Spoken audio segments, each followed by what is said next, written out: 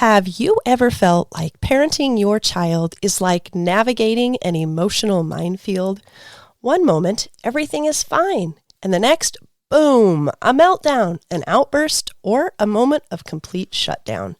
If you're parenting a highly sensitive child, a child with a diagnosis such as ADHD, DMDD, or who has intense emotions and challenging behaviors, you know exactly what I'm talking about. And let me tell you, you're not alone. I thought I had parenting figured out. I had a background in psychology, was licensed as a professional counselor, and mom to 7 children. And yet, nothing prepared me for the reality of raising a child with intense emotions and challenging behaviors. If you're in that place where every parenting book, every piece of advice, every well-meaning comment from others just doesn't seem to work, stay with me, because today we're going to talk about what changed everything for me and how it can change things for you too.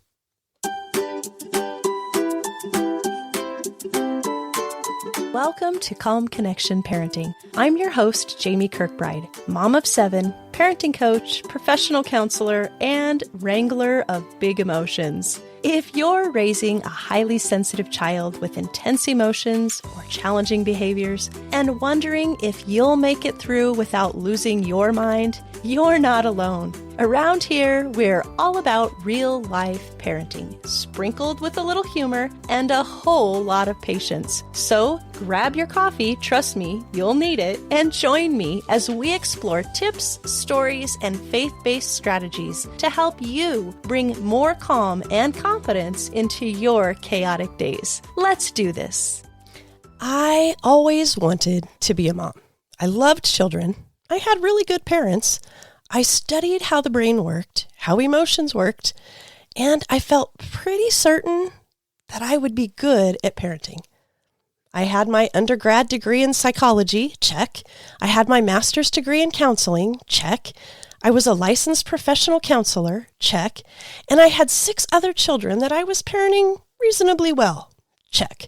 But then life happened. I found myself navigating a morphing collection of issues: ADHD, anxiety, depression, and then a mood disorder in our child. Nothing prepared me for the reality of raising a child with such big emotions and challenging behaviors. And if I'm honest, I have to admit, I felt like I was drowning. Nothing seemed to work. And traditional parenting advice didn't ever seem to work. In fact, it almost made things worse. The harder I tried, the more disconnected we became. And to be truthful, there were moments when I didn't know if I could keep doing it. And sadly enough, I had a child who didn't even want to be alive. I desperately feared I was failing him. How is it that I'd longed to be a mother my whole life, and yet now I couldn't even help my own child feel like his life was worth living? I was in the business of helping others, and yet I was struggling to help my own child.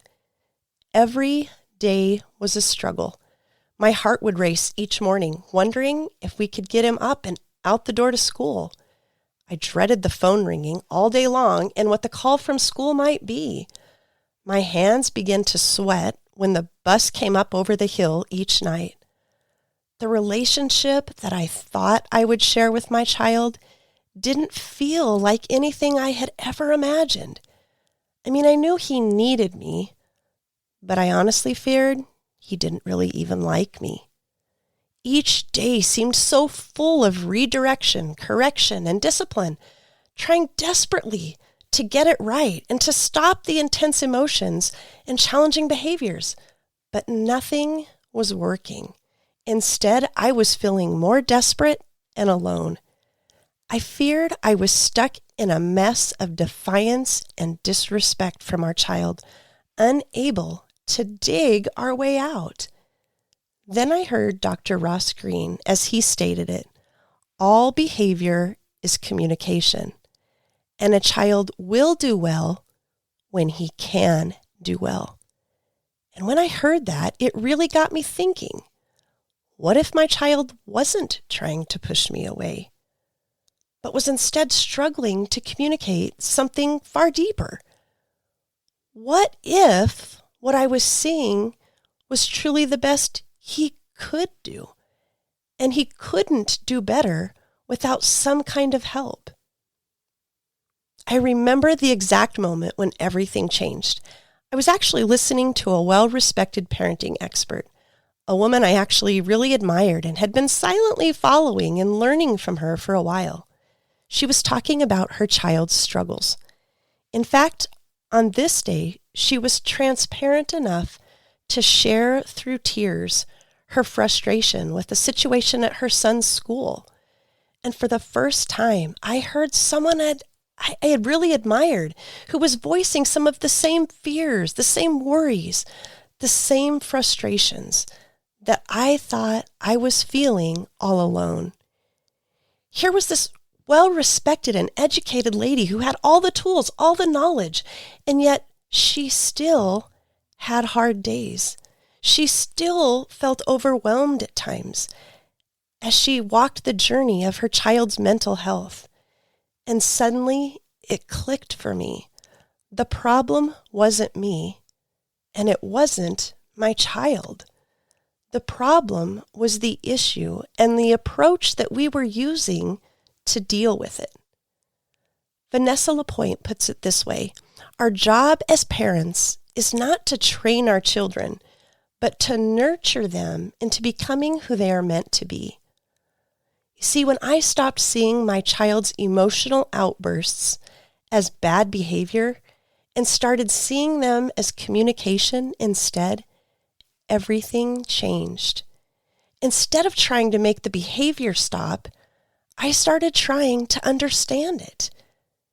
This meant I had to start watching for triggers, the signs, the very first indicators that something wasn't quite right or that something was needed. I had to become a student of my child, like a detective, not to pounce on those behaviors and attitudes with a consequence or a soapbox speech. Moms have a lot of those loaded and ready to go. But rather, I had to begin to understand the patterns and triggers that existed in my child's world. I needed to start seeing things through his eyes and experiencing things through his perceptions. You see, this is why traditional parenting methods fall short. The world often tells us that parenting is about power or control. We're told, be consistent, use consequences, don't let them get away with things. You be the boss. Don't let them run the show. Be tougher, be stronger, be more strict, discipline more. And while structure and boundaries are important, here's what those methods don't account for. A dysregulated child cannot learn. Think about it this way. You walk into work one day to find that your computer has locked up on you. You are unable to access your files. And you're supposed to be making some last-minute changes to a document due for review by a committee in the next 15 minutes. On top of that, there are 3 important phone calls you needed to make before that committee met, and those have fallen by the wayside in the midst of all of this computer turmoil. Your boss approaches your doorway and sees that you are seriously struggling and beside yourself. He nervously steps closer and begins to look over your shoulder. He watches you and makes some of those disgruntled sounds. You sense his judgment and disapproval. You have tried every which way from Friday to get into your computer, and despite that, nothing has changed. Your boss stands over you and repeatedly goes through each step of the login process, as if you didn't know that or hadn't already tried that. He pauses long enough to tell you the time, which only adds to your tremendous amount of anxiety. He tells you to hurry and even uses words like immediately and right now. He keeps checking and asking to see if you made the phone calls. And even though he can see that you are deep into this computer issue, continues to offer reminders about those calls that must be made right now. Then, as if he's totally blind to the situation at hand, he decides to dump a little more on you. Well, since those calls were not made, you'll be losing your rank as manager. I hope you like your new job assignment in maintenance. Oh, and that raise you'd been eager for? It's off the table. Why, if you can't even get into your computer, you don't deserve that. In fact, you're going to be docked $500 from your next paycheck since the committee didn't even get this ahead of the meeting, which is starting right now. When you are overwhelmed, do you learn best when someone is pushing you, judging you, balking at you, taking things from you, demeaning you, and punishing you? Or do you learn best when someone meets you with empathy, calms your nerves down, and helps you gently process what's happening? I want you to picture for just a moment what you would want your boss to offer in this high-stress, demanding, and anxiety-producing crunch time. Imagine the voice, the words, the demeanor, the offers of help, the environment, and even the tone. Perhaps in this moment, what you really needed was a boss that offered understanding, some reassurance, a kind offer to help, quietly sitting near but not instructing, a quiet offer to do something if you needed him to, or him going to run interference with the committee, or even offering to help with one task while you did the other. And maybe just to leave your well-earned title, rank, and pay in place to be discussed at a later or more appropriate time, if at all. Likewise, our children might need the same from us. Our children need co-regulation before they can self-regulate. This is something that Dr. Mona Delahook talks about extensively. She explains that emotional regulation isn't about compliance. It's about feeling safe enough to process emotions and move through them in a healthy way. So instead of shutting down our child's intense emotions, what if we instead guided them through it? So if control isn't the answer, what is?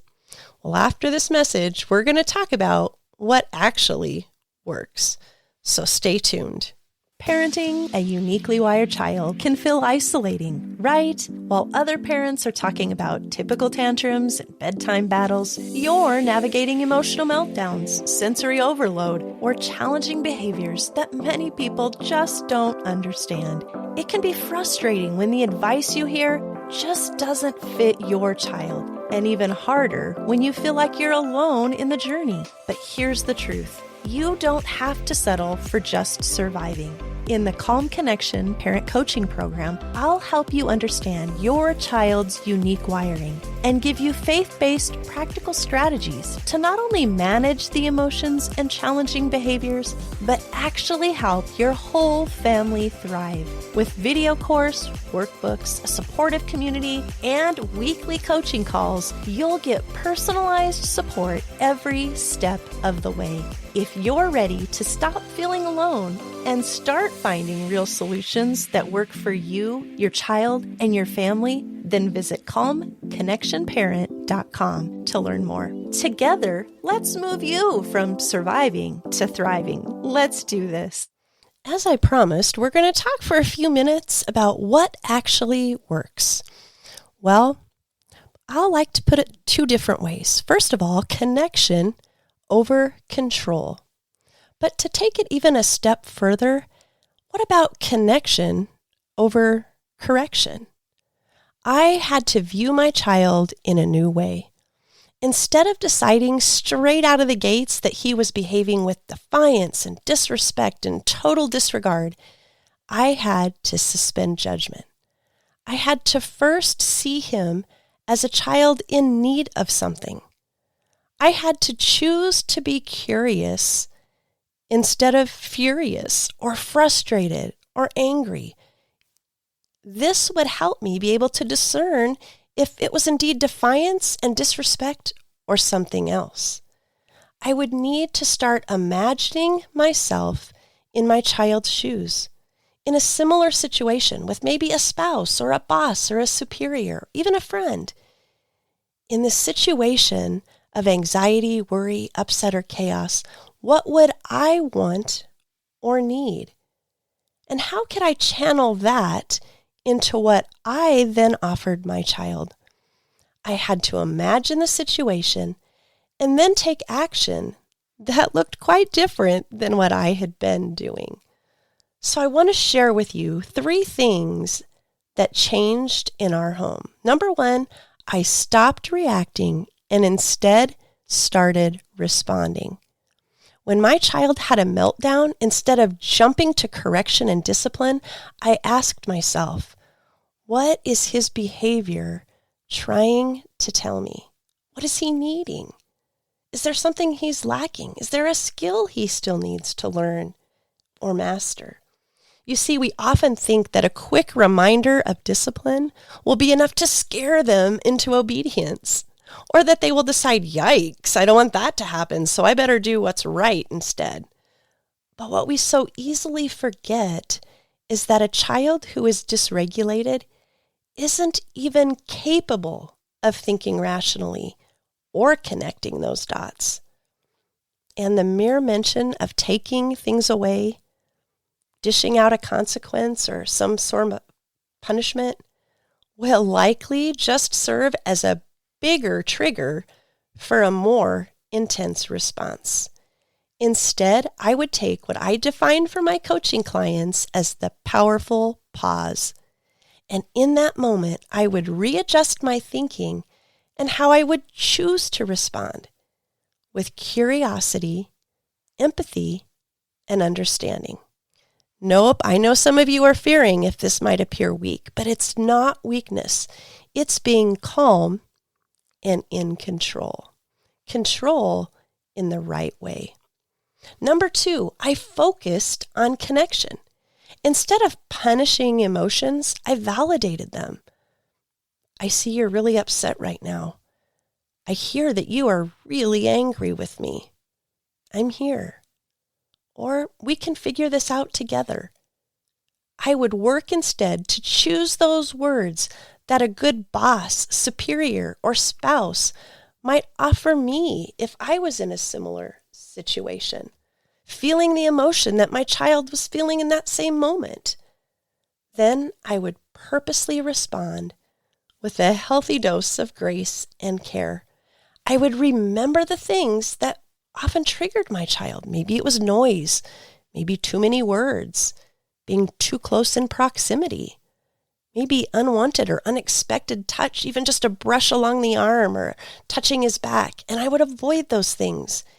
And instead, I would focus on offering my child what he needed in this moment to regain his calm and his thinking brain. I would be mindful of those things that brought calm, such as touch or space, whether words or silence, whether distance or closeness, and be very mindful of my own tone and mood. Number 3, I gave my child tools for regulation. Sensory tools, a designated calm space, maybe deep breathing exercises, sensory breaks, back scratches, weighted blankets, even something as simple as silence instead of that soapbox speech. Whatever helps them find their calm again. After learning about my child's triggers and needs, it really was easy to start identifying those things that brought calm. Some of those things were easy to obtain, or my child might do on his own, but a greater deal of them would need to be initiated or offered by me. Because remember, the thinking brain is not thinking when your child is dysregulated. It's still caught up in the feeling. So I established through some trial and error those things that my child might draw on when dysregulated and used to calm. Maybe things such as fidget toys, putty, a weighted blanket. He enjoyed magazines with cats, dogs, or dolphins. Maybe paper to draw on, or maybe paper just to tear up. But sensory tools that could be used and soft enough to not harm anything should they end up being thrown. And we worked to discuss and better understand how he needed us to respond, especially as it related to proximity. We couldn't be too close. He had a big bubble when he was dysregulated. He couldn't tolerate any kind of touch, and he really needed silence. Even the noise of siblings could be a trigger. So we needed to go to a quiet room where he could be all alone. We learned to find this space away from others, to sit near enough to help, but not close enough to be seen. We learned that he needed quiet and very few words. And we learned that until he was dysregulated, we could not touch him. And at the first sign of regulation, we found that a back scratch would almost make him melt. You see, these are the things that we began to see, to hear, to use, and really understand with our child.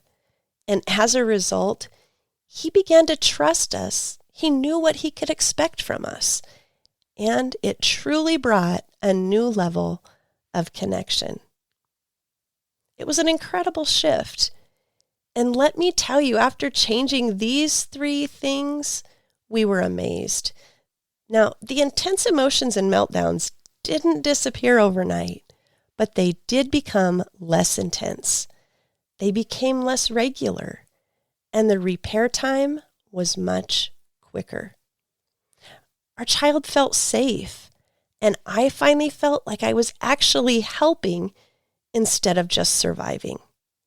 Being the safe person in my child's life meant more than just being the one he would unleash his emotions on.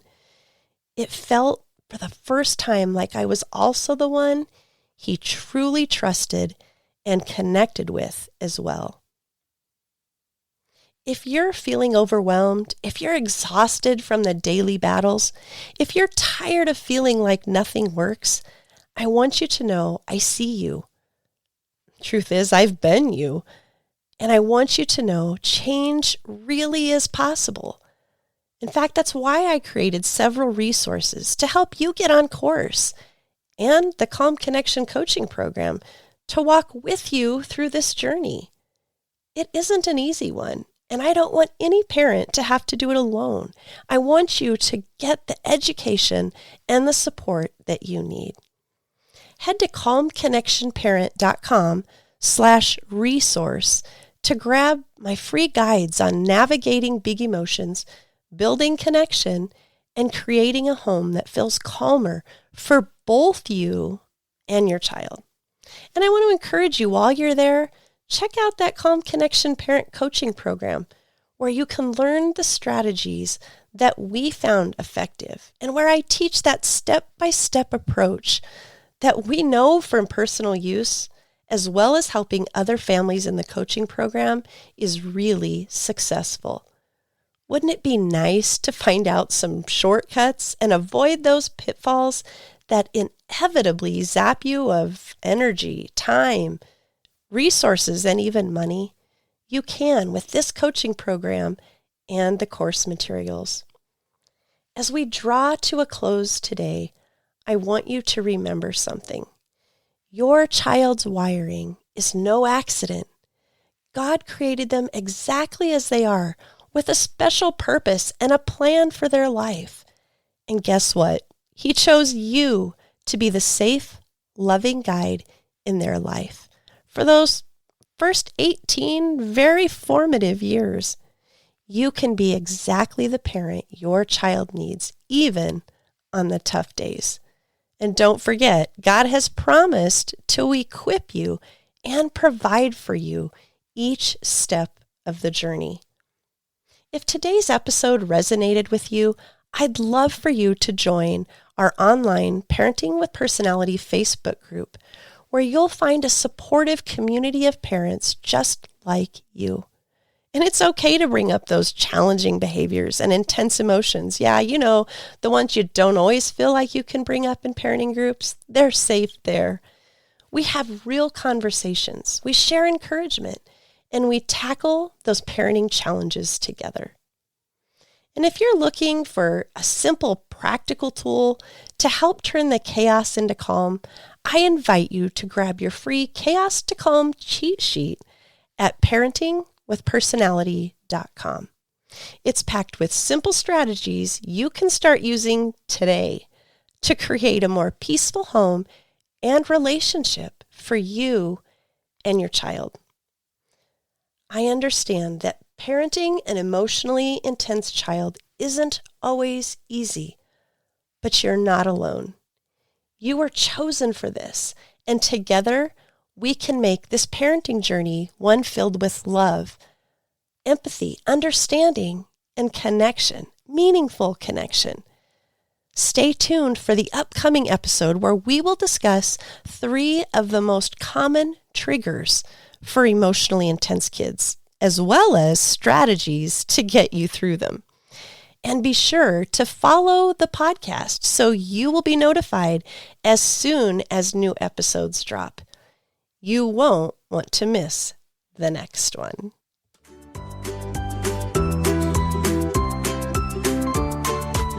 Thanks for hanging out with me today. Just remember, you've got this. And on the days you don't, well, we're in this together. Take a deep breath and keep building those heart-to-heart connections. If you found this episode helpful, please share it with a friend who might need it too. And don't forget to connect with us at parentingwithpersonality.com or in our Parenting with Personality Facebook support group.